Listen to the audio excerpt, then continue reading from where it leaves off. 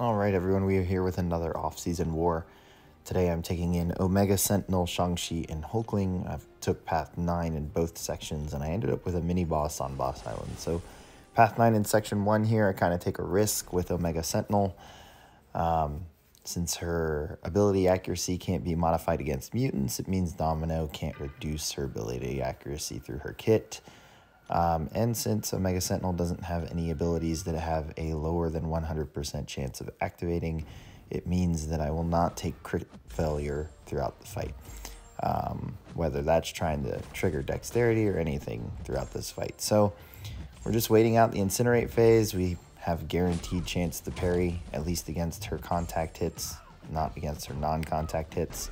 And the reason I said we kind of take a risk here is because we're going to end up with poison debuffs and regenning, but that gives Domino the fury. So we just really have to pay attention to which phase she is in, and whether she's lucky or not, we have to be prepared for an evade. There's a very good chance that that 480% attack increase could kill us if we end up taking a full combo to the face just from her evading and retaliating. So it's going pretty smooth here so far. Got one incinerate on us, lost some health from that. We got to the special 2. It really didn't focus on building 3 non-damaging debuffs before throwing the special 2. That's mainly because our window to attack is, somewhat small, given it's only during the poison phase, but also because of the lucky causing the evade. So if I focused too much on too many damaging debuffs or non-damaging debuffs, then it would have led to possibly taking a combo. Now, with my team, I did not bring a perfect counter to Moleman, so I end up just going ahead and using Omega Sentinel here. The thing that I reminded myself a couple times when I was looking at paths was that I'm going to play this stun immune the entire time due to insult to injury, since I will be gaining poison debuffs from the node, and since he'll convert any debuff to monster mass until he gets to 20 and ends up in a frenzy.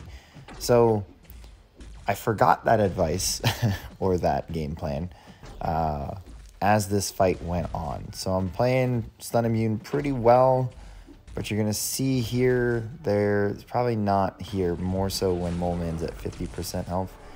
I start relying on parry when I shouldn't be, and it results in me getting my butt kicked for a little bit. So it's probably at 50%. It's, when he ends up in a frenzy. So we're not quite there yet. He doesn't have enough debuffs, and I actually don't hit into his block to trigger it. So I did a pretty good job avoiding that habit. But yeah, this is a pretty straightforward fight. Mega Sentinel has some pretty high attack, so it's not the fastest fight, but it is doable. If you need to flex someone here and you can't bring an ideal counter like I wasn't able to. So now he's in the frenzy. I didn't realize that, so I ended up getting stunned there. And here we're gonna wait out this incinerate phase.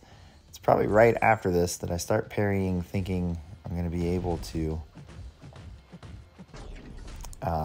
rely on parry right after the special 2. And it's mostly because, yeah, there's one. It's mostly because I want to get in there and pause these debuffs, since he's not going to shrug them anymore, at least until he's out of frenzy. I end up paying for it. I pay for it one more time. It's going to come up. So here we go. Going to attack, get a few poisons on us. Going to try and parry after this,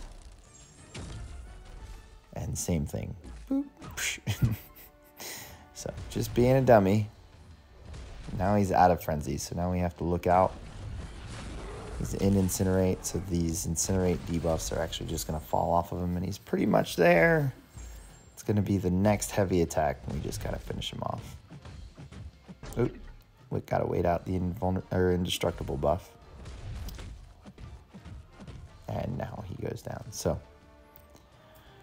she ends up doing pretty well there. Long fight, but we're not max boosted either.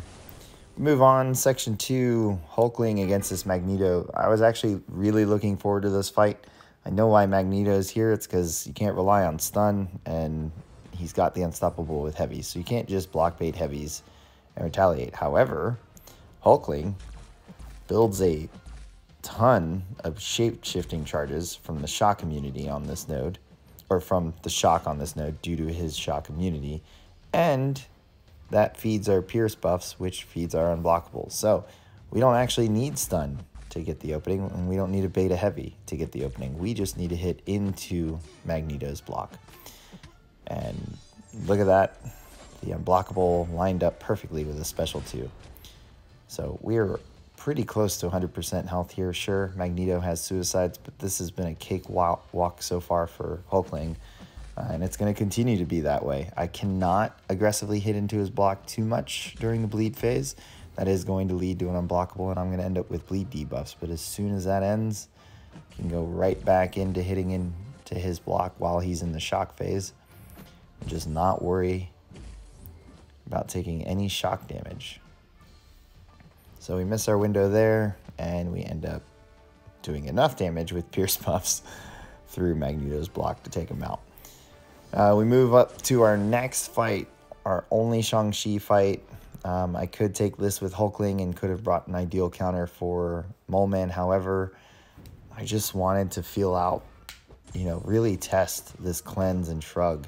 You know, if Silver Surfer throws a heavy, that's 3 extra debuffs that I have to, or a special one, that I have to shrug off and deal with cleanse while dealing with a node that has those debuffs. So we're really testing the limits here. And as you can see, doing a fantastic job cleansing debuffs and just annihilating Silver Surfer here. Now he is Conduit, so we have to wait out this Conduit debuff before we throw this special 2. Otherwise, we're going to end up with a bunch of it healed back. And no problem for Shang-Chi. Still at a full yellow bar. But yeah, it was very good to, I was very happy to see this interaction, to see that he can handle it. Just means he's very versatile. And this node's probably not going to overload him unless it's something like an Immortal Abomination. Down goes Silver Surfer.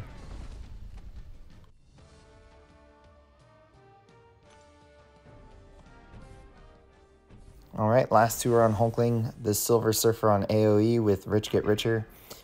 I, of course, went ahead and went with Hulkling because I'm going to have more buffs than Silver Surfer, so we're going to get a parry from a bolt, or we're going to hit into block, pierce buff, bulwark, and then aptitude. So now we have more unique buffs than Silver Surfer, so we're gaining power pretty easily.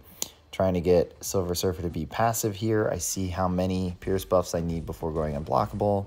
I time it perfectly to throw the special 2 so that we get the full duration of the Fury through the special 2, which isn't actually a problem. And yeah, had to bait out that special 2. Here's unblockable.